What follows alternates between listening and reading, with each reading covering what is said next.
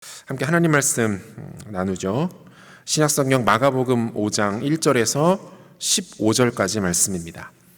마가복음 5장 1절에서 15절까지 말씀 한 절씩 교독하고 마지막 절 같이 읽겠습니다. 예수께서 바다 건너편 거라사인의 지방에 이르러 배에서 나오심에 곧 더러운 귀신 들린 사람이 무덤 사이에서 나와 예수를 만나니라.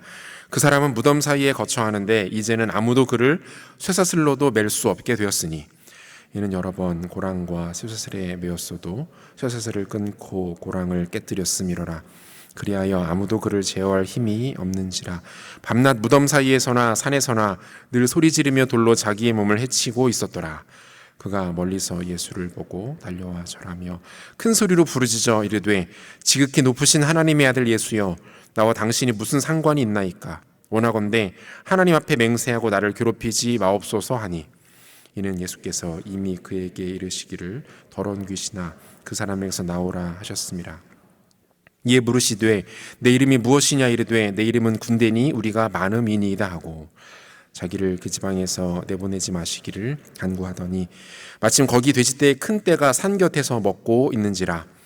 이에 간구하여 이르되 우리를 돼지에게로 보내어 들어가게 하소서 하니 허락하신 데에 더러운 귀신들이 나와서 돼지에게로 들어가매 거의 2,000마리 되는 떼가 바다를 향하여 비탈로 내리달아 바다에서 몰사하거늘 치던 자들이 도망하여 읍내와 여러 마을에 말하니 사람들이 어떻게 되었는지를 보러 와서. 같이 읽겠습니다.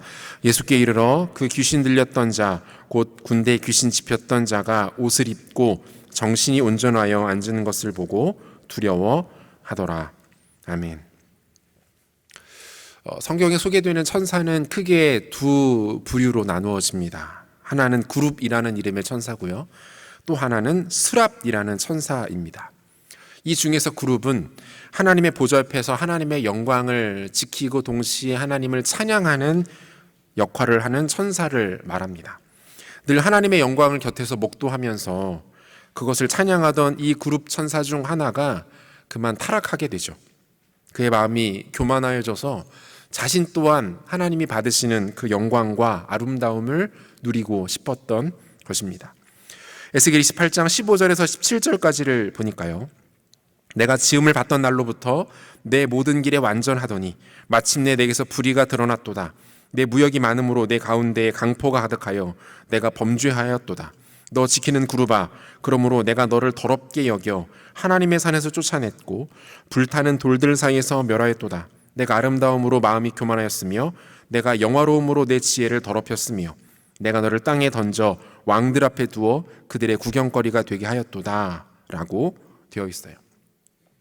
이사야 14장 13절부터 15절까지에도 비슷한 언급이 소개되는데요, 내가 내 마음에 이르기를 내가 하늘에 올라 하나님의 뭇별 위에 내 자리를 높이리라. 내가 북극 지폐의 산 위에 앉으리라. 가장 높은 구름에 올라가 지극히 높은 이와 같아지리라 하는도다. 그러나 이제 내가 스올 곧 구덩이 맨 밑에 떨어짐을 당하리로다. 이 타락한 그룹 천사와 그를 따르던 천사의 무리들은 하나님께로부터 저주를 받고 버림을 당하게 됩니다. 성경은 이 타락한 그룹 천사를 가리켜서 사탄 또는 마귀라고 부르고요, 그와 함께 버림을 받은 천사들을 귀신이라고 지칭합니다. 귀신이 실제로 존재한다, 존재하지 않는다에 대한 다양한 논란과 궁금증들이 있습니다. 성경의 설명대로라면 사탄과 귀신은 실제로 존재합니다. 예수님 당시에도 존재했고 우리가 살아가고 있는 지금도 동일합니다. 이들은 매우 지혜롭고 영리합니다.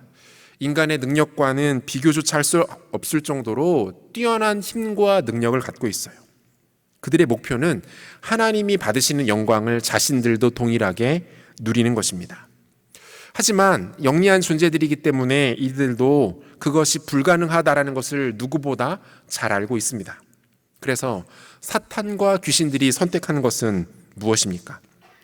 그들이 사용하는 전략은 크게 두 가지예요. 하나는 훔치는 것입니다. 하나님께 돌려지는 모든 존귀와 영광을 가로채어서 자기의 것으로 삼으려고 하는 것입니다. 가장 대표적인 방식은 우상을 만드는 것이죠. 사탄은 인간으로 하여금 우상을 만들게 합니다. 그리고 그것을 섬기게 합니다. 그 앞에 엎드려 절하게 만들고 그것에 매여 살아가도록 합니다. 하나님 한 분만 섬기고 사랑해야 할 인간이 우상 앞에 절할 때 사탄과 귀신들은 회심의 미소를 지으며 하나님께 드려져야 할 모든 영광을 중간에서 가로채고 마는 것이죠. 인간으로 하여금 어떻게든 우상을 숭배하도록 만드는 것은 사탄과 귀신의 가장 중요한 전략이라는 거예요. 두 번째는 속이는 겁니다. 마귀의 가장 큰 장기는 거짓말입니다. 하나님의 형상인 인간을 속여서 자신을 두려워하게 만듭니다. 자신에게 굴복하게 만들어요. 사람들이 귀신을 두려워하고 동시에 숭배하는 이유는 귀신을 망자, 즉 죽은 자의 영으로 이해하기 때문입니다. 죽은 자가 살아서 나타나는 것을 귀신이라고 이해합니다. 그래서 죽은 조상에게 제사를 지내기도 하고요. 초혼, 즉 죽은 자의 영을 불러내어서 산자의 길흉화복을 점치기도 합니다. 모두가 속임수입니다. 거짓이에요. 사실과 다릅니다. 성경은 분명하게 죽은 자의 영혼은 천국 아니면 지옥으로 간다라고 설명합니다. 죽은 자가의 영혼이 다시 산자의 영역으로 돌아오는 일을 하나님은 단 한 차례도 허락하신 적이 없습니다. 모두가 거짓에 능한 사탄과 귀신의 계략인 것이죠. 또한 이 귀신은 초자연적인 능력을 행함으로써 자신을 압도적인 존재로 포장합니다. 그리고 인간은 이 모습에 속아서 귀신을 숭배하고 동시에 두려워하는 것이죠. 오늘 본문에도 비슷한 사건이 소개가 되고 있습니다. 본문을 통해서 귀신의 정체는 무엇인지, 그리고 이 귀신을 능히 압도하실 수 있는 우리 주님은 어떤 분이신지, 그리고 오늘 이 시대를 살아가는 우리의 선택은 무엇이어야 하는지 본문을 통해서 한번 생각해 보도록 하겠습니다. 예수님께서 방문하신 이 거라사인의 지방은 갈릴리 호수 동편 지역을 가리키는 말입니다. 마태는 동일한 지역을 가다라 지방이라고 소개하고 있는데요.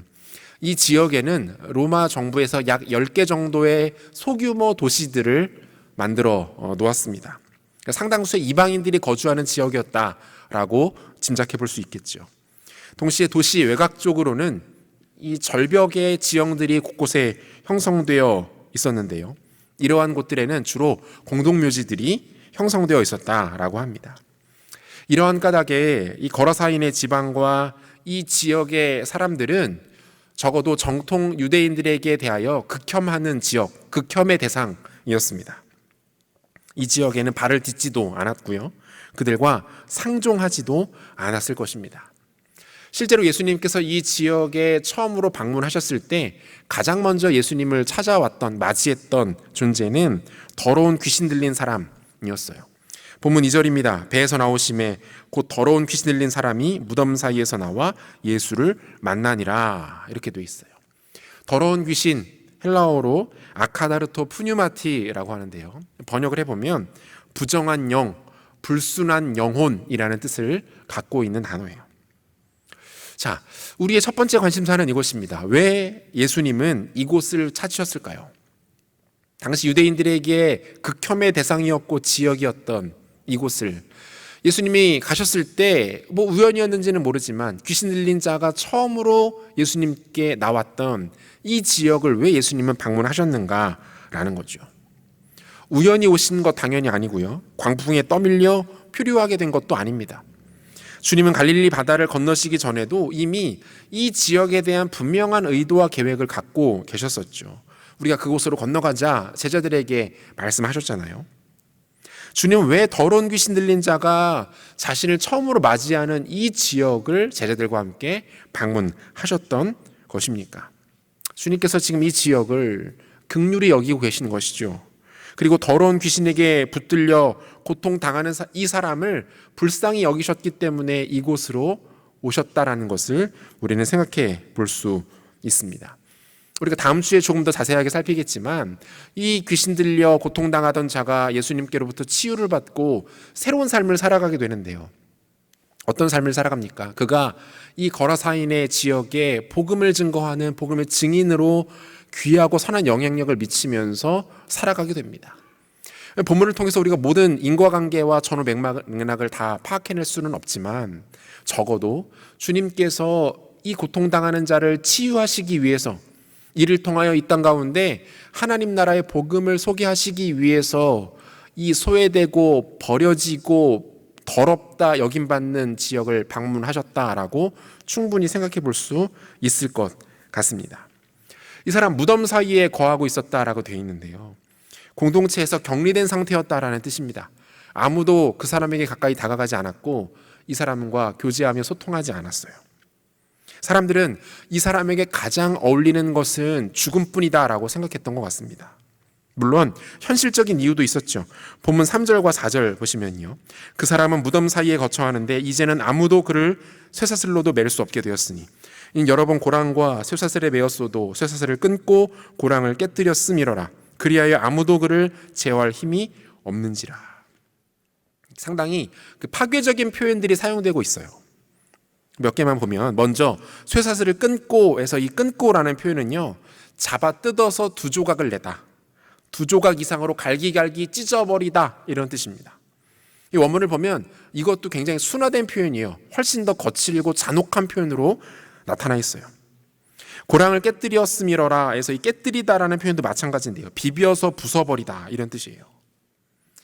지금 이 사람에게 초인적인 힘이 나타나고 있었고, 그 초인적인 힘은 매우 파괴적이어서 그 누구도 이 사람에게 접근할 수도, 이 사람을 제어할 수도 없었다라는 것을 잘 보여주고 있는 표현들입니다. 실제로 귀신 들리지 않더라도 자신의 이성과 자신의 온전한 정신을 잃어버린 사람들에게서 굉장히 강한 힘이 나타나는 것들을 종종 볼 수가 있습니다. 술에 만취된 상태이거나 또는 약물에 중독된 사람들을 곁에서 보면 그 사람이 두세 사람이 가서 제압하기도 상당히 버거울 정도로 무의식 중에 괴력을 발휘하는 일들이 종종 나타나죠. 이런 모습이 다른 사람들에게만 위협적인 것은 아니었습니다. 정작 귀신 들려 고통당하는 본인을 철저하게 파괴시키고 있는 힘이 바로 이 사람을 붙들고 있는 힘이었다라는 것을 볼 수 있어요. 계속해서 5절입니다. 밤낮 무덤 사이에서나 산에서나 늘 소리 지르며 돌로 자기의 몸을 해치고 있었더라. 굳이 자세하게 설명하지 않아도 지금 이 사람 얼마나 큰 고통 가운데 있었는지를 대번에 알 수 있죠. 여기서 해치다라는 헬라어 동사에는요, 이기고 깨뜨리다, 갈아서 상하게 만들다, 이런 뜻이 담겨 있어요. 게다가 여기에는 두 개의 현재 분사가 이중적으로 사용되고 있어서 지금 이기고 깨뜨리는 이 상황이 이 사람에게서 쉬지 않고 연속적으로 반복되고 있다는 것을 강조하는 표현이 드러나요. 처절한 고통과 그 비참한 상태가 계속해서 반복되는 거예요. 고통이 몸에 찾아올 때 잠깐 아프다가 잠시라도 그 고통이 사라지거나 쉬면 좋겠는데 그렇지가 않은 거예요. 이 자신을 끊임없이 파괴시키고 깨뜨리는 힘이 쉴 새 없이 이 사람에게 몰아쳐서 그를 파멸로 몰아가고 있었다라는 것을 보여주는 거예요. 그러던 와중에 이 귀신 들린 자가 예수님을 알아봅니다.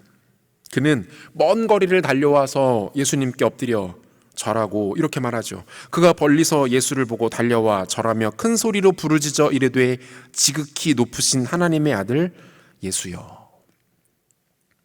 예수님과 이 귀신 들린 자의, 예수님과 귀신과의 대화가 이렇게 시작되고 있어요.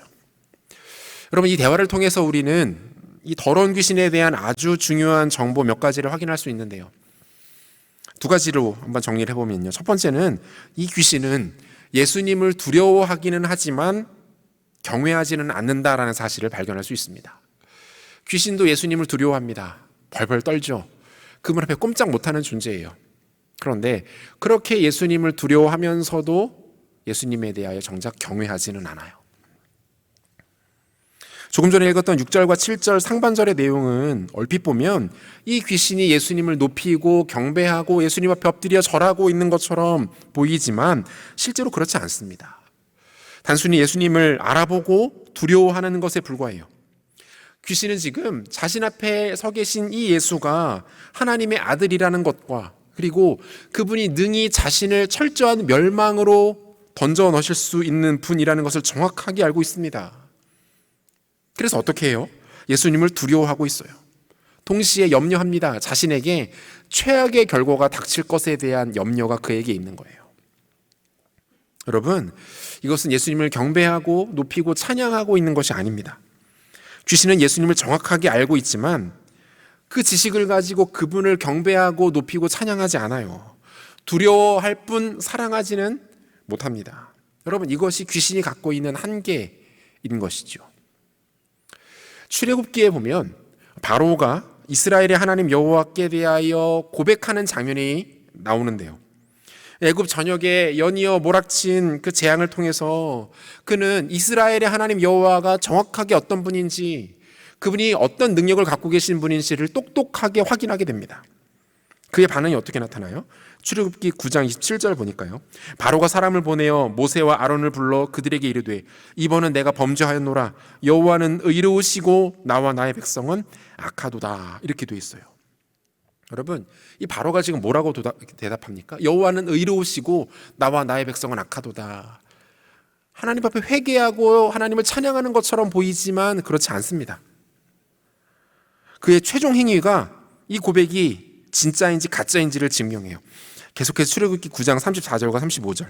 바로가 비와 우박과 우레소리가 그친 것을 보고 다시 범죄하여 마음을 완악케 하니 그와 그의 신하가 꼭 같더라. 바로의 마음이 완악하여 이스라엘 자손을 내보내지 아니하였으니 여호와께서 모세에게 말씀하심과 같더라.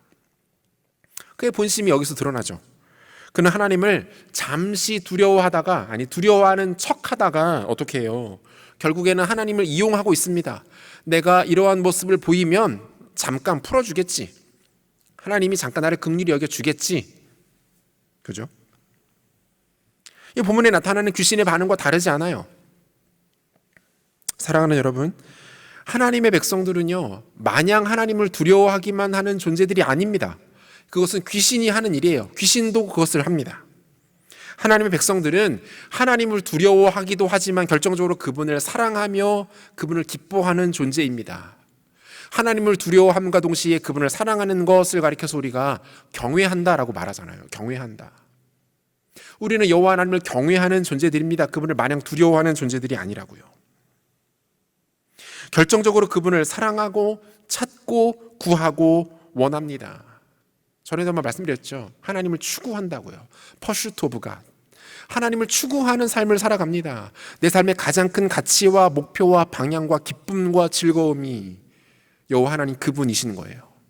그분이 주시는 그 무엇이 아니라 하나님 그분 자체가, 그분의 인격과 그분의 존재 자체가 우리에게 가장 큰 추구함, 퍼슈트함이 되는 거죠. 여러분, 이것이 하나님의 백성들과 귀신에게 나타나는 가장 근본적인 차이점이라는 거예요. 우리 하나님은 우리에게도 동일하게 최종 심판자가 되시지만 동시에 우리의 주인이시고 그분은 자비로운 아버지이시고 그분은 우리의 선한 목자가 되어주시고 우리의 자상한 신랑이 되어주시고 우리의 가까운 친구도 되어주신다. 성경이 하나님에 대해서 고백하는 여러 가지 미사여구와 수식들 아닙니까? 따라서 우리는 단순히 그분을 두려워만 하지 않습니다. 그분을 경외하고 찾고 갈망하며 추구합니다. 여러분에게 하나님을 이 추구함이 나타나고 있습니까? 하나님을 경외하는 모습들이 나타나고 있습니까? 이것이 없다면 우리의 고백과 이 귀신의 고백이 근본적으로 다르지 않은 거예요. 여러분, 이것이 하나님의 백성들과 귀신의 본질적인 차이라는 거죠. 귀신의 특징 두 번째는요, 그는 예수님께 순종하는 대신 예수님을 속이려고 합니다. 예수님은 귀신의 정체에 대해서 물으시죠. 내 이름이 무엇이냐? 그러자 귀신이 뭐라고 대답합니까? 여기에서부터 인칭이 그 단수에서 복수로 바뀌어요. 9절 하반절인데요. 내 이름은 군대니 우리가 많음이니이다. 여러분, 이게 굉장히 소름 끼치는 장면이에요. 만약에 이 장면을 이렇게 극화한다면, 영화처럼 만든다면 극 전체에 있어서 가장 큰 반전이 이 부분에서 나타나는 거예요. 하나의 인격체인 줄 알았더니 알고 봤더니 그 안에 엄청나게 많은 귀신이 들어가 있었던 거죠. 심지어 그는 예수님과 대화를 나누면서도 자신에 대해서 숨기고 있었던 것이었어요. 예수님께서 그 사실을 간파하시고 정체를 밝힐 것을 요구하시자 그때서야 비로소 자신이 더 이상 감출 수 없다는 것을 깨닫고 자신의 진짜 존재를 드러내고 있는 거예요. 여러분, 여기서 말하는 이 군대라는 말은요, 헬라어로 레기온이라고 되어 있는데요, 실제로 로마의 군사체계에서 보병 6천과 기병 20기를 묶어놓은 군대 단위를 레기온, 군대라고 말해요. 오늘날로 치면 한 개의 연대 또는 작은 규모의 사단 정도라고 볼 수 있을 것 같은데요. 엄청나게 많은 숫자죠. 엄청나게 많은 숫자. 여기에서 귀신이 자신을 군대로 소개한 것에 대해서는 다양한 해석들이 있습니다. 실제로 한 학자는 과거 이 거라사인의 지역에서 일어났던 대규모 전투에서 희생당한 수많은 군인들의 영혼이 이 사람에게 들어갔다라고 해석하기도 합니다. 상당히 그럴듯하게 들리지만 성경에서는 인정하지 않는 해석이에요. 대표적인 애니미즘, 무속신앙적 해석이죠. 받을 수 없습니다. 인정하지 않아요. 단지 우리가 해석할 수 있는 것은 뭡니까? 뒷부분에 우리가 살피겠지만 이 많은 돼지떼에게로 이 귀신들이 들어가는 모습을 통해서 알 수 있는 것처럼 지금 뭡니까? 한 사람을 수많은 수천의 귀신들이 그에게로 들어가서 그를 철저하게 농락하며 파괴시키고 있었다라는 것을 보여주는 그 장면이에요. 결론적으로 지금 이 귀신들은 예수님을 속이려고 했습니다. 예수님께 자기의 정체를 솔직하게 드러내지 않았고요. 어떻게든 이 상황을 모면해 보려고 하는 것이 이들의 간사한 모습이에요. 여러분, 원수 마귀의 이러한 태도가 우리에게 그다지 낯선 것은 아닙니다. 사탄이 인간을 결정적으로 무너뜨렸던 전략 역시 바로 거짓말이기 때문에 그래요. 창세기 3장에 보면 뱀이 여자를 유혹하는 장면이 나오는데요. 뱀이 여자에게 뭐라고 말합니까? 하나님이 진짜 너희에게 동산에 있는 모든 나무의 열매를 먹지 말라고 하셨어? 이렇게 물어봅니다. 그는 여자를 시험하면서 동시에 하나님까지 시험하고 있는 거죠. 여자는 자신이 알고 있는 진리를 대답합니다. 모든 나무의 열매를 먹어도 되지만 동산 중앙에 있는 나무의 열매만큼은 절대로 먹지 말라고 하셨어. 그걸 먹으면 우리는 죽게 될 거야. 여자는 자신이 알고 있는 진리를 이야기합니다. 그녀의 대답은 진리였어요. 그런데 문제는 여기서부터 시작돼요. 뱀이 하와에게 거짓말을 합니다. 창세기 3장 4절과 5절인데요. 뱀이 여자에게 이르되 너희가 결코 죽지 아니하리라. 너희가 그것을 먹는 날에는 너희 눈이 밝아져 하나님과 같이 되어 선악을 알 줄 하나님이 아심이니라. 여러분, 원수 마귀의 가장 선명한 스탠스는 거짓말하는 존재예요. 원수 마귀는 우리의 상상을 초월할 만큼의 간사한 거짓말을 우리에게 합니다. 하나님께 대하여도 거짓말하는 존재가 우리를 속이지 못하겠습니까? 속이지 않으려고 하겠습니까? 그럴듯한 이유와 근거를 제시하면서 하나님 말씀의 진실성을 훼손하기 위해서 끝없이 노력하는 것이 이 귀신과 사탄의 실체라는 거예요. 여러분, 실제로 오늘날 가장 대표적인 사탄의 전략 중 하나는 무엇입니까? 저는 이거라고 생각해요. 비교하는 말과 우리에게 속삭이는 내면의 음성, 주변과 세상의 평가, 그리고 우리 감정. 여러분, 사탄은 아주 교묘하게 세상과 우리 주변 사람들이 나를 향해 하고 있는 평가의 말들, 그리고 그 평가를 들은 이후에 일어나게 되는 우리의 감정을 이용합니다. 주변 사람들의 말과 나의 감정, 여러분, 이 두 가지는요, 우리에게 양날의 검이 될 수도 있는 것 같아요. 오늘날 우리에게 가장 큰 힘이 되는 것과 동시에 가장 큰 상처를 주는 것이 다르지 않아요. 같습니다. 뭡니까? 우리와 가장 가까이에 있는 사람들 아닙니까? 우리와 가장 가까이에 있는 사람들로부터 우리는 격려와 사랑과 지지도 받지만 때로는 어때요? 그들이 무심코 내뱉은 한마디, 심지어 그들의 영혼이 상처받은 상태에서 내뱉은 그 한마디의 말이 우리의 영혼을 철저하게 짓밟고 파괴시키는 것들을 경험합니다. 그가 의도했던 아니면 그렇지 않든 주변 사람들의 말 한마디 한마디가 우리를 때로는 깊은 절망과 상처로 몰아갈 때가 있어요. 여러분, 우리의 감정은 어떻습니까? 감정은 하나님께서 우리에게 주신 너무나도 귀한 선물입니다. 하나님과 우리가 함께 공유하는 공유적 속성이기도 해요. 공유적 속성이라는 말이 좀 생소할 텐데요.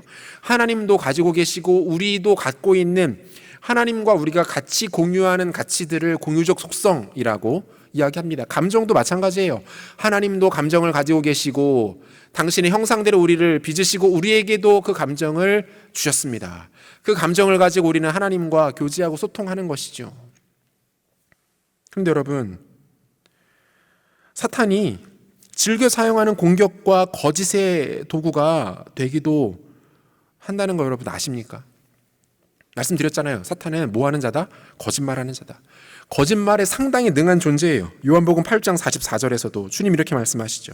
너희는 너희 아비 마귀에게서 났으니 너희 아비 욕심대로 너희도 행하고자 하느니라. 그는 처음부터 살인한 자요 진리가 그 속에 없으므로 진리에 서지 못하고 거짓을 말할 때마다 제 것으로 말하나니 이는 그가 거짓말쟁이요 거짓의 아비가 되었습니다. 예수님께서 지금 사탄에 대해서 콕 집어서 뭐라고 정의하시냐면 그는 거짓말하는 자다. 그에게 수많은 악행과 간사함과 괴계가 있지만 그에게 가장 드러나는 것은 거짓말이다 이렇게 말씀하고 계시는 거예요. 그러므로 여러분 우리가 궁극적으로 붙들고 의지하고 신뢰하고 기대해야 될 것은 주변 사람들이 나에 대한 평가가 아닙니다. 충조 평판 여러분 기억하십니까? 충고, 주원, 평가, 판단. 우리 주변 사람들에게 우리가 사랑하고 그를 존중한다라는 이유에서 굉장히 많이 하는 것들인데 그거 받았을 때 기쁜가요? 마음이 즐겁던가요? 물론 들을 필요가 있죠. 어느 면은 들어야 합니다. 하지만 그것을 우리가 신뢰하고 붙들 이유가 없다는 거예요.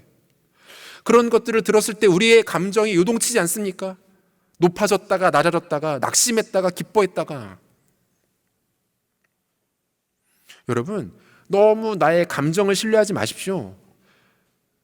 미안하지만 감정은 그렇게 신뢰할 만한 것들이 못 됩니다. 감정을 무시하라는 말이 아니에요. 감정은 어떻게 무시합니까? 나이는 그대로인데, 나의 생각인데. 그런데 여러분, 그것에 여러분들의 인생을 함부로 걸지 마세요.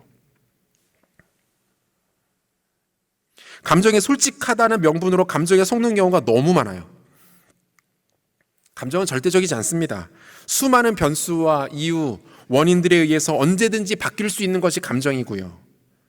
여러분의 감정은 정확한 여러분의 모습을 절대로 설명해 주지 못합니다. 감정에 속아서 여러분의 삶을 망치는 어리석음이 없었으면 좋겠어요. 결정적으로 이 시대에 사탄이 가장 즐겨 사용하는 거짓의 도구 중 하나가 여러분 우리의 감정이라는 거예요. 사랑하는 여러분, 진리는 하나뿐입니다. 진리는 하나님의 말씀만이 진리예요. 그것만 변하지 않아요. 그것이 가장 정확한 실체예요. 하나님 말씀만 신뢰할 수 있고 그것만 변하지 않고 그것만 영원합니다. 주변에서 아무리 나를 깎아내리고 너는 형편없는 존재야. 너 필요 없어. 너 무가치하고 넌 수준 이하의 존재야 라고 말해도 그 이야기를 들은 내 감정과 내 마음이 무너지고 더 이상 살아갈 의미도 가치도 없다고 느껴져도 하나님의 말씀이 우리를 향해서 아니다. 너는 보배롭다. 너는 존귀하다. 너는 영광스럽다. 너는 아름답다. 내가 너를 위해서 나의 모든 것들을 버렸다. 너는 그 정도로 충분하고 가치 있는 존재다라고 말씀하신다면 여러분 그게 진짜예요. 하나님 말씀이 진짜예요. 이것은 취소되지 않아요. 무슨 일에서도 실패하지 않습니다. 왜 바보같이 감정에 속습니까? 언제든지 변하는 것들을 늘 경험하는 감정에 속아서 왜 그렇게 여러분의 귀한 젊음의 때를 낭비하십니까? 감정이 아니라 말씀입니다. 여러분 이게 진리예요. 귀신들이 예수님께 나와서 한 가지 부탁을 하는데요. 그것은 뭡니까? 자신들을 이 지방에서 쫓아내지 말아달라는 거예요. 마치 산 옆에 있는 그 돼지떼를 보고 그 돼지떼에게 들어가게 해주실 것을 요청합니다. 그리고 주님은 이들의 요구를 허락하시죠. 얼핏 보면 이 장면이 좀 이상해요. 왜 그렇습니까? 예수님께서 지금 귀신들하고 협상하시는 것처럼 보여요. 뭐지? 예수님 귀신들하고 협상을 하시네? 아니 귀신에게도 베풀 긍휼이 있으신가? 라는 의문이 들기도 합니다. 여러분 왜 예수님은 귀신들의 제안을 수용하시고 그들의 요구를 들어주시고 계신 걸까요? 두 가지 의도가 발견되는데요. 하나는 그 악한 귀신의 실체를 드러내시고자 했던 겁니다. 한 사람을 장악하고 있었던 군대 귀신의 모습도 충분히 위협적인데요. 수많은 돼지떼가 스스로 바다로 뛰어들어 죽임을 당하는 모습은 충분히 훨씬 더 충격적이고 압도적입니다. 동시에 이 귀신이 이 사람에게 있었던 이 수많은 귀신들이 얼마나 파괴적이고 얼마나 더러운 존재들이었는지를 시각적으로 잘 보여주는 장면이었을 거예요. 예수님은 지금 그들의 요구를 들어주시면서 이 귀신들의 파괴적인 실체를 적나라하게 드러내십니다. 얼마나 이 귀신이 파괴적인 존재인지 더러운 존재인지 드러내고 계신 거죠. 두 번째는 이 귀신들의 어리석음을 드러내심과 동시에 예수님 자신의 절대 주권을 보여주고 계시는 거예요. 실제로 예수님께서 사역하시던 3년간의 공생의 기간 동안에 성경 다른 곳에서는 좀처럼 발견되지 않던 수많은 귀신의 축출 사건, 예수께서 귀신을 쫓아내시는 일들이, 사건들이 기록이 됩니다. 여러분, 왜 그럴까요? 귀신들이 딴 때는 활동하지 않다가 예수님 계신 것을 보고 쫓겨나기 위해서 몰려들었던 걸까요? 아니요, 그렇지 않아요. 예수님께서 어떤 존재이신지를 보여주는 가장 극명한 사건 중 하나입니다. 귀신도 그 앞에 벌벌 떨더라. 귀신도 먼 발치에서 예수를 알아보고 두려워 떨며 도망하기에 바빴더라 라는 이 서사적 기록을 통해서 예수 그리스도가 진짜 어떤 분인지를 보여주고 강조하고 있는 것이죠. 귀신들은 자신들이 돼지떼들에게로 들어가기만 하면 그들의 원대로 그 지역을 떠나지 않을 것이다, 않을 수 있을 것이다 라고 생각했습니다. 동시에 또 다른 악행을 도모하려고 했겠죠. 실제로 세계관을 연구하는 많은 학자들의 연구 결과를 보면 귀신들은 한 지역에 집착하는 경향들이 있다라고 해요. 간혹 귀신들이 특정 지역과 그 지역의 사람들과 그 지역 사회에 대한 정확한 정보를 가지고 사람들을 공격하거나 그 지역의 권세를 장악하고 있는 모습들을 종종 발견하게 되는데요. 특별히 선교지에 가면 이런 모습들을 더 실제적으로 볼 수 있죠. 그 지역의 사람들에게 악한 영향력을 끼치려는 계획, 이런 계획 때문이라는 거죠. 그런데 주님 어떻게 하십니까? 이들을 돼지떼에게 들여보내시고 곧바로 그들을 몰살시키십니다. 그들의 악한 계획 자체를 철저하게 무너뜨리십니다. 귀신들의 생각과 계획, 그들의 능력 모두를 완벽하게 제압하실 수 있는 능력이 바로 우리 주님에게 있으셨던 거예요.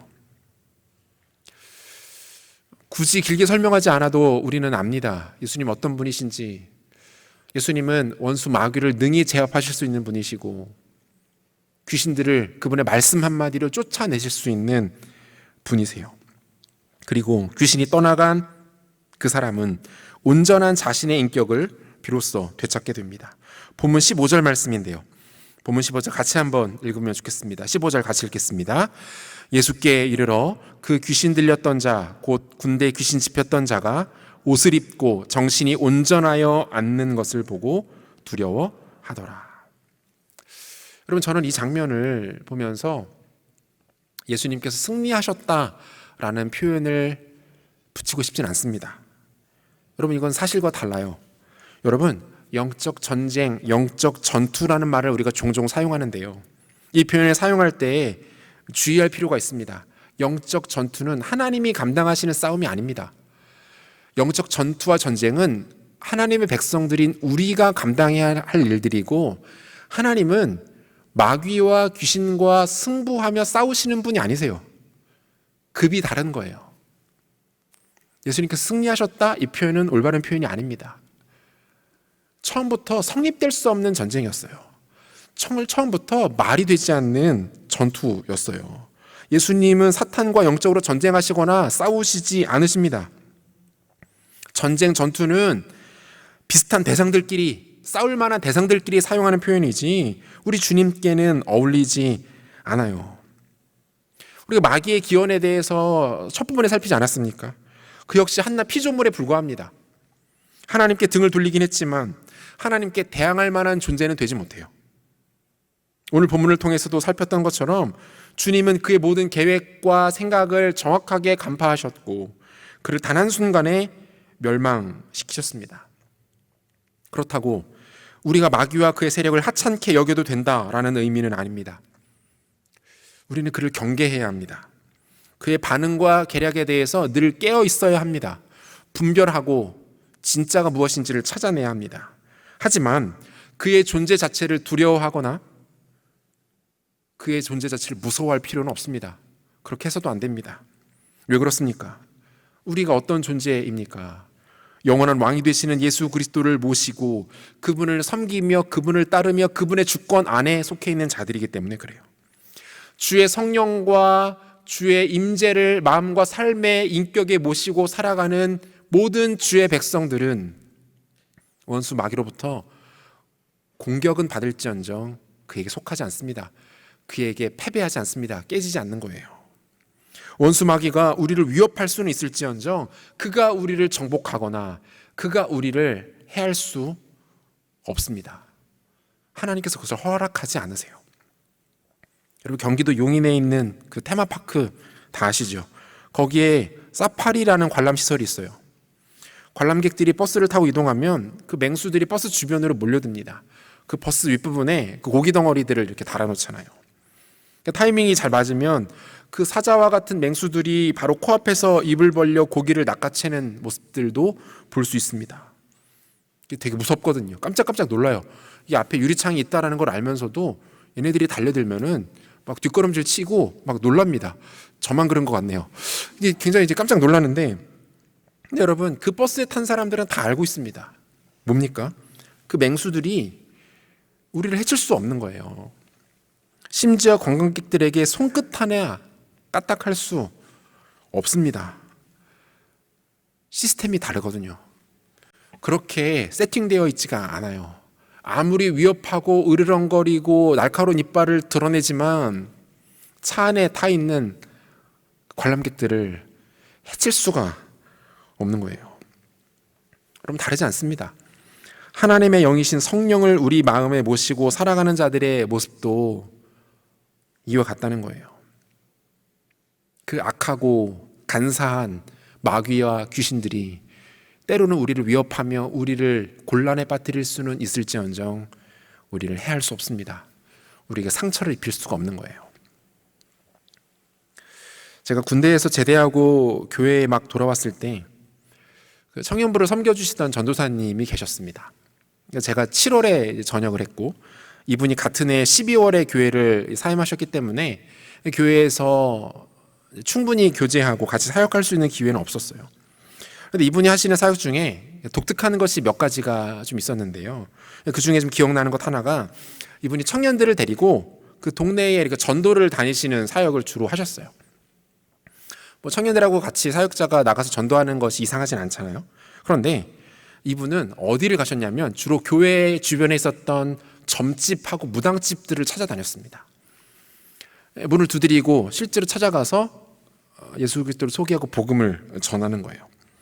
제가 오랫동안 살았던 제 고향 동네가 그 한국 전쟁 때 북에서 피난 오신 분들이 막 정착하면서 이렇게 형성된 좀 그런 동네거든요. 동네가 좀 낙후됐죠. 뭐 그러다 보니까 얼마나 기구한 사연과 뭐 속내들이 많은 동네였겠습니까? 그러다 보니 동네에 긴 장대가 세워지고 그 장대에 빨간색, 파란색 깃발들이 붙기 시작합니다. 그런 무당집들이 동네에 꽤 많았어요. 교회 바로 옆에도 무당집이 하나 있었고요. 실제로 제가 중고등학교 시절만 해도 동네에서 마당에 구판을 버려놓고 무당이 작두를 타면서 징소리를 울려내면서 구슬하는 모습들도 종종 볼 수 있었습니다. 이 전도사님이 이런 집들을 찾아다니면서 문을 두드리고 복음을 전하시는 거예요. 어땠을까요? 쉬웠을까요? 그분들이 맞이하면서 아유 귀한 분들 오셨습니다. 한번 들려주시죠 이랬을까요? 뭐 별의별 푸대접과 박해를 다 받은 거죠. 뭐 소금도 맞고 고춧가루도 맞고 뭐 별의별 고생을 당하셨어요. 그런데 몇 년 뒤에 이분이 책을 한 권 쓰셨더라고요. 책 제목이 이래요. 무당 엄마 목사 아들. 그 작가가 동명이인인 줄만 알았는데 알아보니까 같은 분이셨어요. 그 저희 교회에 계셨던 전도사님이 유학을 가셔서 공부를 하시고 자신의 간증을 담아서 이 책을 쓰신 거예요. 반가운 마음으로 책을 읽었고 그 책을 읽으면서 왜 그때 그분이 교회 근처 무당집들을 그렇게 찾아다니시면서 복음을 전하셨는지도 그 책을 통해서 알게 됐습니다. 이분의 어머니가 무당이셨어요.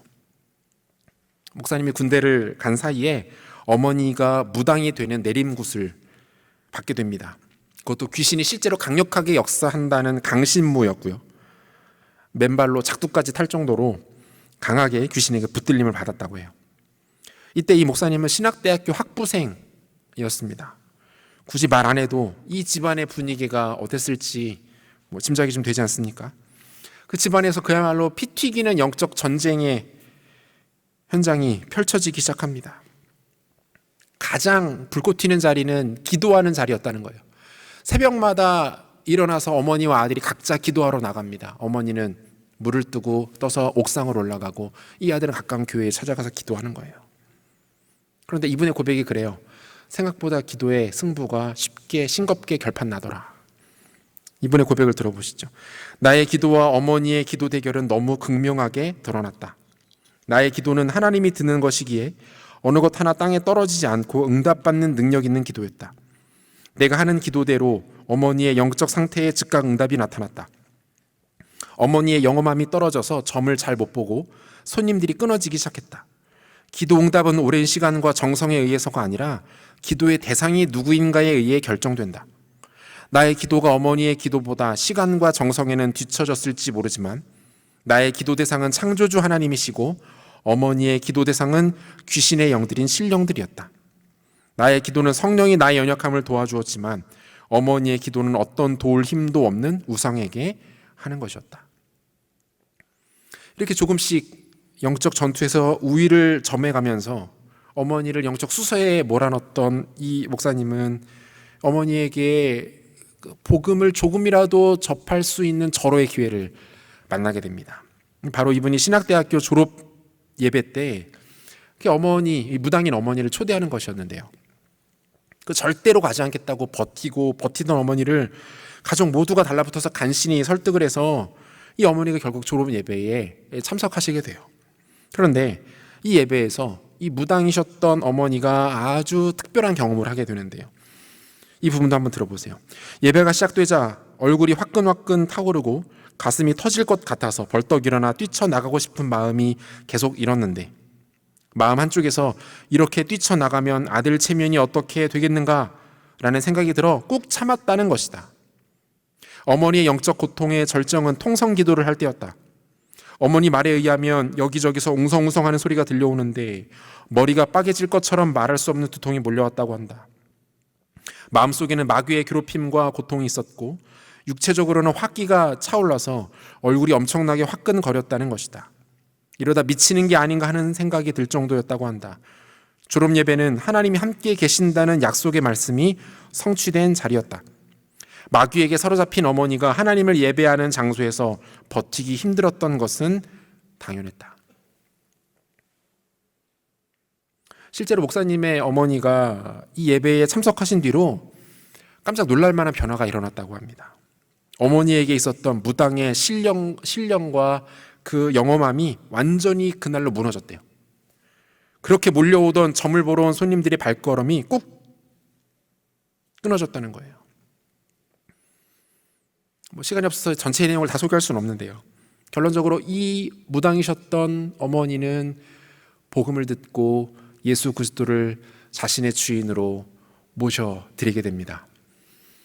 자신에게 있었던 모든 귀신의 영들을 떨쳐내고 진정한 생명의 주가 되시는 예수 그리스도를 받아들이고 지금은 자신과 같이 영적인 고통을 당하는 무속인들에게 복음을 전하는 삶으로 하나님의 승리를 증거하며 살고 계시다라는 거예요. 여러분, 굳이 장황하게 설명하지 않겠습니다. 그럴 필요도 없죠. 그 누구도 제압하지 못했던 귀신을 완벽하게 제압하신 분이 예수 그리스도이시고요. 그 예수를 그 누구도 감당해낼 수가 없는 거예요. 그분이 시작이시고 끝이시고 그분이 전부이시기에 이 예수를 우리가 믿지 않을 이유가 없는 거예요. 사랑하는 여러분, 여러분은 예수 그리스도를 여러분의 삶의 중심에 모셔드리며 살고 계십니까? 그 예수께서 나를 다스리시고 통치하시고 그분의 임재와 능력이 나와 함께하기를 사모하며 기대하며 여러분 하루하루의 삶을 살아가고 계십니까? 우리가 믿는 예수가 가장 위대한 분이십니다. 그분을 당해낼 존재가 이 세상에 없는 겁니다. 그 예수를 더 굳게 붙들고 살아가는 여러분들 되시기를 소망합니다. 말씀 맺겠습니다. 사랑하는 여러분, 저는 오늘의 설교 가운데 여러분들에게 오해가 없었으면 좋겠습니다. 저는 오늘 설교를 통해서 여러분에게 대단한 영적인 신비나 기적 또는 영적인 존재들에 대한 호기심 가득한 이야기를 전해드리고 싶었던 것이 아닙니다. 여러분, 하나를 바라보시고 집중하셔야 돼요. 뭡니까? 예수 그리스도. 예수 그리스도. 여러분, 그분은요, 단순히 우리가 믿었을 때 우리가 죽은 이후에 우리를 천국이라는 좋은 곳으로 안내해주는 보험과도 같은 존재가 아니십니다. 그분은 실체이시고요, 그분은 인격이시고, 그분은 모든 것 가운데 가장 뛰어난 주권자가 되시는 분이십니다. 왜 그분을 여러분의 삶 가운데 추구하지 않고 경험하지 않고 활용하지 않으십니까? 기도의 자리로 나갈 때에 그 예수가 우리 인생 가운데 선명해지는데 여러분, 왜 그 특권들을 포기하며 살아가십니까? 그 예수가 우리의 내면 안에 충만해질 때 그 어떤 영적인 대상도 존재도 우리가 더 이상 두려워할 필요가 없고, 심지어 그 악한 영들이 우리를 털끝 하나 건드리지 못하게 되는데 왜 그 예수를 여러분의 삶에 먼발치에 두고 그렇게 어색하게 그와 함께 하고 계십니까? 예수 그리스도를 붙드십시오. 그분을 추구하십시오. 그분을 여러분의 인격과 마음의 중심 가운데 깊이 모셔드리십시오. 그때에 여러분의 삶 가운데 놀라운 능력이 나타나게 될 것이고, 그분을 온전히 찬양하며 그분을 추구함을 통하여 하나님과 동행하는 기적과도 같은 인생, 위대한 인생으로 세워지게 될 줄로 믿습니다. 이 영광스러운 가운데 동참하시는 우리 모두가 되시기를 우리 주 예수 그리스도 이름으로 축원합니다. 자리에서 일어나겠습니다.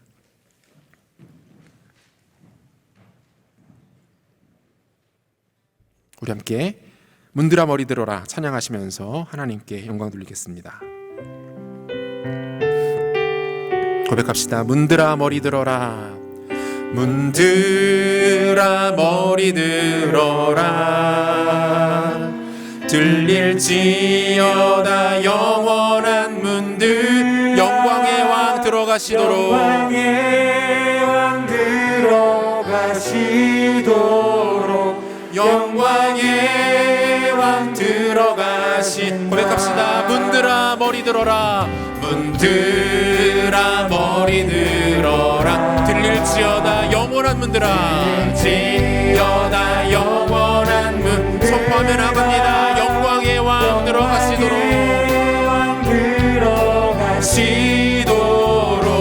영광의 왕 들어가. 우리 박수하시면서 찬양합시다. 영광의 왕이시뇨, 영광의 왕이시뇨, 강하고 능하신 주로다, 능하신 주로다, 전쟁에 능하신 주시라, 전쟁에 능하신 주시라, 다 찬양 위대한. 우리 다시 한번 고백할까요? 문드라 머리 들어라, 문드라 머리 들어라, 들릴지어다 영원한 문들아, 들릴지어다 영원한 문들. 고백합시다. 영광의 왕 들어가시도록, 들어가시도록, 영광의 왕 들어가시. 선포합니다. 영광의 왕 유시뇨, 영광의 왕 유시뇨, 강하고 능하신 주로다, 전쟁에 능하신 주시라, 전쟁에 능하신 주시라, 다 찬양 위대하신 왕. 선포하면서 왕께 만세, 왕께 만세, 왕께 만세. 당신은 영광의 왕이라, 당신은 영광의 왕이라, 다 찬양 위대한. 영광의 왕이시니요, 강하고 능하신 주로다, 영광의 왕이시뇨, 강하고 능하신 주로다, 전쟁에 능하신 주시라, 능하신 주시라, 다 찬양 위대. 우리 주님의 이름을 선포하며 찬양합시다. 왕께 만세, 왕께 만세, 왕께 왕께 만세, 왕께 만세. 당신은 영광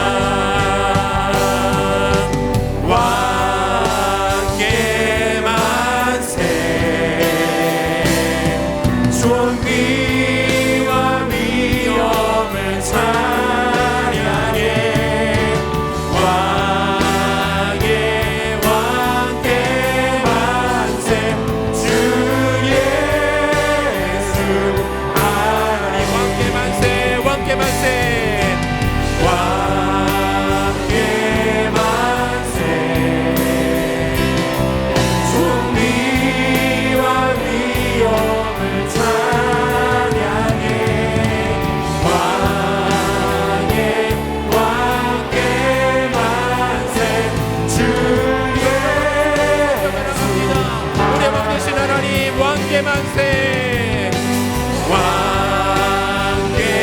만세 존귀와 위엄을 찬양해 왕께 만세 주 예수 하나님 왕께 만세 왕께 만세 왕께 만세 존귀와 위엄을 찬양해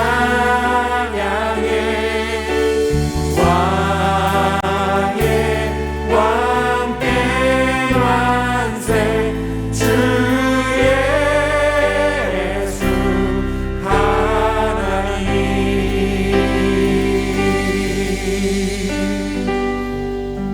같이 한번 기도하겠습니다. 사랑하는 여러분, 우리가 섬기는 우리 주 예수 그리스도는요 그렇게 하찮은 신이 아닙니다. 그분은 그 무엇과도 비교할 수 없는 분이시고요, 그 어떤 존재와도 비길 데가 없으신 온 땅과 온 우주와 온 하늘 위에 가장 뛰어나신 분이십니다. 그분이 우리가 섬기고 따라가고 신뢰하고 믿고 동행하는 예수 그리스도예요. 여러분, 이것은 놀랄 만한 일입니다. 우주의 먼지와도 못한 우리 같은 존재가 그 예수를 우리의 주로 부를 수 있고 그와 동행하며 그분의 모든 영광과 능력 가운데 동참할 수 있다는 사실은 기적과도 같은 일. 여러분, 이 사실을 여러분 마음의 중심으로 받아들이고 계십니까? 그것 가운데 기뻐서 잠을 설치고 그로 인하여서 그 무엇도 두려움하지 아니하고 그것로 인하여서 우리 삶 가운데 기쁨과 감격과 하나님을 향한 영광이 충만했던 경험이 여러분 있으십니까? 여러분, 이게 우리의 마땅한 반응이라는 거예요. 여러분, 다시 한번 예수 그리스도를 바라봅시다. 모든 신 중의 신이시고 왕 중의 왕이시며 가장 뛰어나시고 영광스러우신 그 예수를 바라봅시다. 그리고 그분께 나아가십시다. 이 시간 우리 하나님 앞에 기도할 때 이렇게 좀 기도했으면 좋겠습니다. 사랑하는 주님, 우리가 주님을 추구합니다. 주님이 우리의 왕이시고 우리의 모든 것 되시고 우리의 전부가 되시고 그 주와 함께 있을 때 우리 가운데 그 어떤 두려움과 염려와 근심도 우리를 삼킬 수 없는 그런 분이 우리와 함께 계시는데, 그분을 더욱더 찾고 추구하며 동행하며 섬기며 닮아가고 따라갈 것들을 결단하며 그 주님을 더 우리 삶의 중심에 모시며 살아가는 우리 삶 될 수 있도록 주님 은혜를 베풀어 주시옵소서. 예수님만 따라가는 삶 될 수 있도록 축복하여 주옵소서. 함께 기도하겠습니다. 하나님 아버지, 하나님 이 시간 우리의 고백을 주 앞에 올려드리며 나아갑니다. 진정한 왕 되시는 우리 주님께, 모든 것 되시는 주님께, 가장 위대하고 영광스럽고 아름답고 크신 우리 하나님께 우리가 나아갑니다. 우리의 마음을 올려드립니다. 아버지 하나님, 예수님 우리의 왕 되신 주님을 찬양합니다. 우리 마음 가운데 오셔서 우리를 주장하시고 다스리시고 통치하시고 우리 가운데 하나님 역사하여 주시옵소서. 우리의 요만한 마음과 우리 행복한 마음과 거짓된 것들 가운데 속아서 주장당하고 있는 우리 마음들 가운데에 우리 하나님 찾아오시고 역사하여 주시고 은혜를 베풀어 주시옵소서.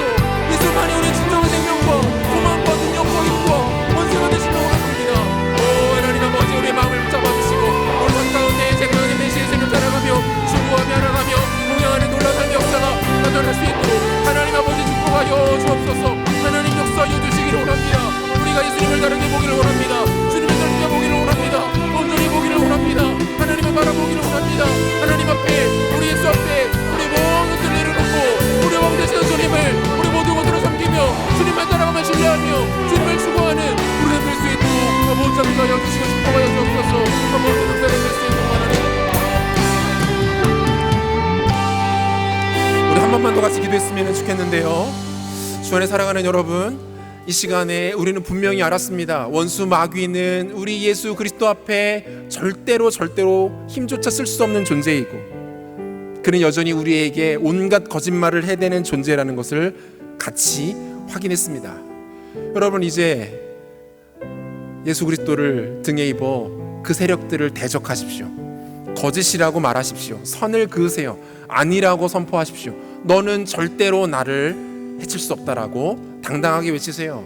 내 뒤에 계신, 내 안에 계신 예수 그리스도가 나를 감싸고 계시고 그분이 이미 승리하셨기 때문에 너 따위는 나를 괴롭힐 수 없다. 너 따위는 나를 현혹시킬 수 없다. 너가 하는 모든 말에 내가 좌우되지 않겠다.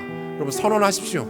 대적하십시오. 이 시간 같이 한번 기도했으면 좋겠는데요. 여러분 숱하게 찾아오는 우리 마음 가운데, 우리의 삶 가운데 영적인 공격들과 다양한 귀신과 원수마귀의 속삭임들과 계략들이 있을 것입니다. 여러분 그것들을 향해서 외치세요. 예수 그리스도가 나의 주인이라고 선포하십시오. 예수가 승리했다라고 선포하십시오. 속지 않겠다라고 선언하십시오. 예수가 승리하셨다고, 그분이 우리의 주인이시라고, 나는 그분만 따르겠다라고 선포하시고 선언하시고 나가십시다. 기도하겠습니다. 오 하나님 아버지, 이 시간 우리가 하나님 우리의 마음의 중심을 통하여서 원수 마귀를 향하여서 우리가 나아갑니다. 우리의 대장 되신 예수 그리스도를 등에 업고, 아버지 하나님, 우리 예수께서 우리의 모든 것 되시기에 하나님 우리가 승리하였고 패배하지 않을 것이며 쓰러지지 않을 것이며 넘어지지 않을 것을 선포하며 나갑니다. 더러운 원수 마귀 귀신들아, 나들은 예수 그리스도로 명하노니 우리 마음 가운데 모든 거짓과 모든 악함과 교만함으로 우리를 현혹하고 우리를 무너뜨리려고 하는 모든 세력들은 떠나갈지어다. 예수 그리스도를 명하노니 나가라. 예수 이름으로 명하노니 떠나갈지어다. 오 하나님 아버지, 주님만이 우리에게 진정한 일을 주시는 분이시고, 하나님만이 우리 영광스러운 주님이시고, 우리 주님만이 우리를 붙들고 계시기에, 성령이 우리를 붙들고 계시기에 하나님 우리가 들어지 아니하고 헤어지지 아니하고 상하지 않은 줄 믿습니다. 오 하나님 그리스도로 하나님 붙잡아주시고, 하나님 그리스도로 하나님 붙잡아주시고, 우리 그리스도로 하나님 붙잡아주시고, 그리스도로 하나님 붙잡아주시고, 같이 한번 선포합시다. 왕께 만세, 왕께 만세. 존귀와 위엄을 찬양해. 존귀와 위엄을 찬양해. 왕께 만세. 우리를 승리하게 하신 주님을 선포하며 나갑니다. 왕께 만세, 왕께 만세. 왕께 만세. 존귀와 위엄을 찬양해. 왕께 만세. 주 예수 하나님.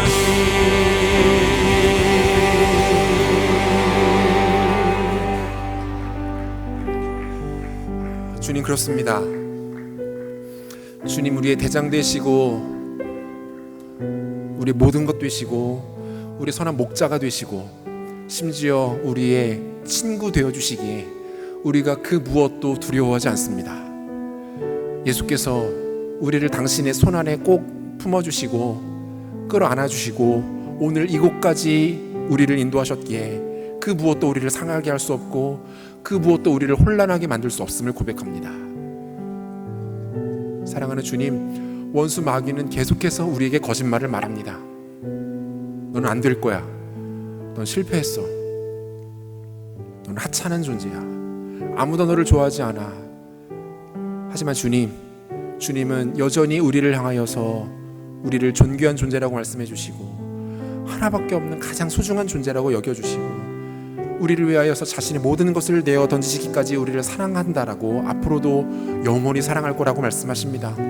원수 마귀의 거짓된 속삭임에 현혹되지 않도록 도와주시고 주의 말씀만을 붙잡고 나아가는 지혜로운 주의 백성들 될 수 있도록 주님 축복하여 주시옵소서. 예수님, 주님을 의지합니다. 주님을 추구합니다. 주님을 더욱 알아가기를 원하고 주님과 더욱 동행하기를 원합니다.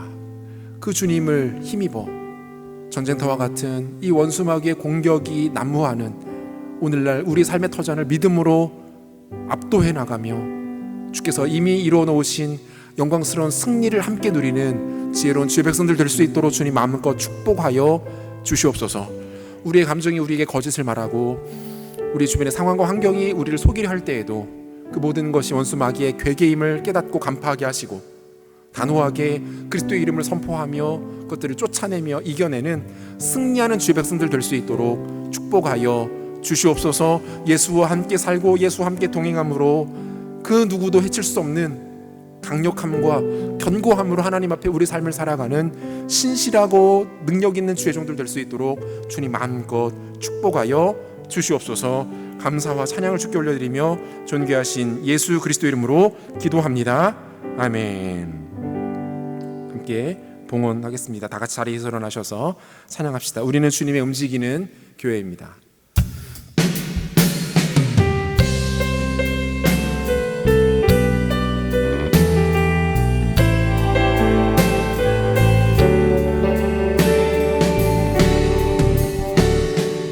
우리는 주의 움직이는 교회, 이곳은 주님을 위한 자리. 내가 기도하는 모든 땅 위에서 하나님 예배받을 나를 고대하네. 나의 노래로 주님의 성전을 지으니 높임을 받으소서. 이스라엘의 찬송 중 거하신 주님은 거룩하십니다. 두 손 들어 주님의 모자를 만들고 만가에 경배하리. 푸른 날개 사이에 임하신 것처럼 내 위에 임하소서. 하나님 우리가 이곳에 섰으니 이 땅을 치유하소서. 하나님 우리가 어디에 있는지 주를 높이리라. 열방들아 주님을 송축할지어다. 그 발 아래 입맞추라. 영원한 통치자 주 예수 그리스도, 그는 위대하신 왕, 위대하신 왕.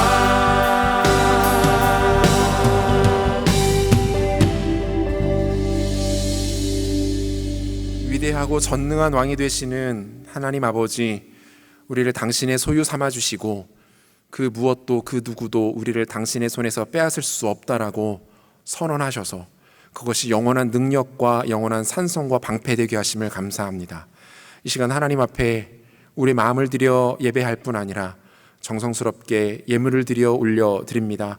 예물 드린 손길 가운데 하늘의 신령한 복과 땅의 기름진 복으로 넘치도록 채워주시되 물질의 복도 주시고 건강의 복을 더하여 주시고 좋은 기회도 허락하여 주시고 삶의 형통이 있게 도와주시고 좋은 사람들도 많이 만날 수 있도록 도와주시고 어딜 가나 하나님의 사람으로 선한 영향력을 끼치는 귀하고 복된 하나님의 백성들로 이 땅 살아갈 수 있도록 주님 마음껏 축복하여 주시옵소서. 믿음의 아름다운 복된 배우자다 만나 하나님 기뻐하시는 가정 이룰 수 있도록 은혜를 베풀어 주시고 취업의 문들, 진로의 문들, 학업의 문들 활짝 열어주셔서 하나님의 복이 임하는 형통한 인생 살아가는 사랑하는 청년들 될 수 있도록 은혜 베풀어 주시옵소서. 이 예물들이 쓰이는 곳마다 하나님 나라 확장되게 하시고 잃어버린 영혼 주 앞에 돌아오며 교회가 세워지며 땅끝까지 이르러 주의 복음 증거되는 선한 역사들 나타나도록 은혜를 베풀어 주시옵소서.